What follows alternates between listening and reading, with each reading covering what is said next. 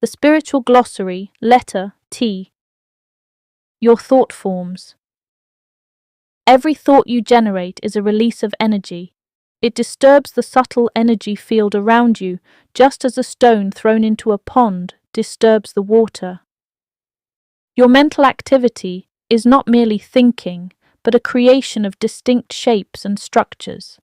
And yes, your stress is also visible by those who have the vision to see it.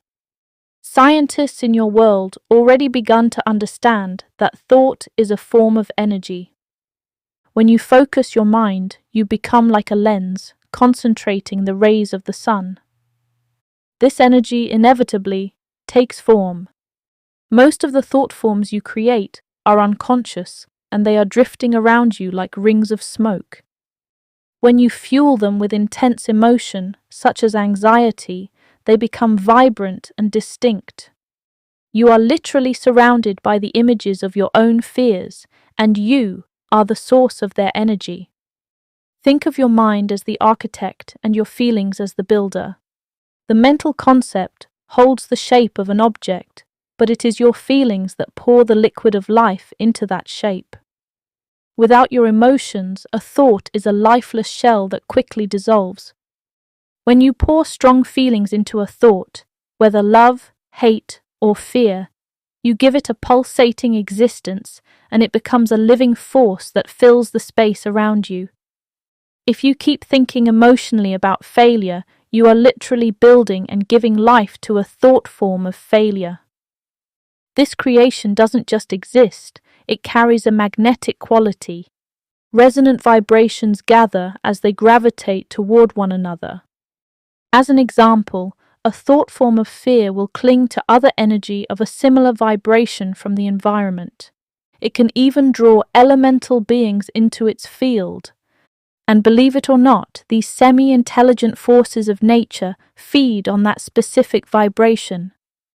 They cluster around the source of energy, which is you, urging you to continue feeling that fear so that they may sustain their existence. This is why it's so hard to stop spiraling down once you start. It feels like something is pushing you to stay upset, and you are feeling the return of your own energy. Some people call it karma, or you reap what you sow.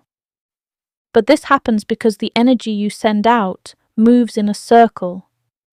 It compounds itself by gathering more of its kind and returns its full collection to the sender. This is a fundamental law of the creation. If humanity could only see the shapes they spawn, the monsters of greed and the angels of kindness, they would cry out for deliverance from their own minds. You are the parent of these mental children, and they remain connected to you if you don't change anything. As a fragment of the divine, the power to create is your birthright.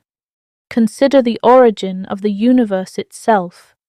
In the beginning, the great thinker conceived the idea of the worlds. This divine idea was held in the cosmic mind, and through the power of will and creative breath, it was solidified into the stars and planets that we can observe. You create on a micro scale exactly the same way the Creator creates on a macro scale. The manifested universe is the crystallized thought of the divine, or you can call it a thought form of God. Just like ancient gods, in your essential spiritual nature, you are a mind-born son, a ray of the universal mind, embodied in matter, to gain experience. Because your origin is in that divine thought, you possess the innate capacity to mold the dust of the universe or the elemental substance into forms. Since you are a creator of your own distressing thought forms, you cannot destroy them by fighting them, for conflict only feeds them more energy. To win this battle, you must starve them.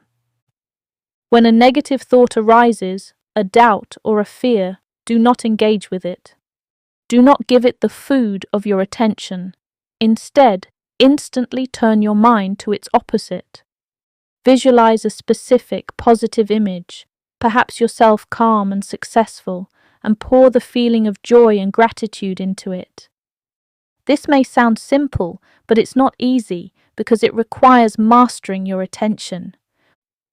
When you withdraw your attention from the disturbing, painful forms, they lose their battery power and dissolve back into the unformed ether. Simultaneously, by visualizing perfection and holding that image with conviction, you create a cup that the universal life force must fill. This is how you consciously precipitate a new reality into form. You are the guardian of your own portal. You must decide which thoughts are allowed to live and which must fade away. Every time you think of a high ideal or a divine presence, you create a beautiful, symmetrical form that radiates light. These forms can also serve as conduits, aligning you with higher intelligences while shielding you from lower vibrations.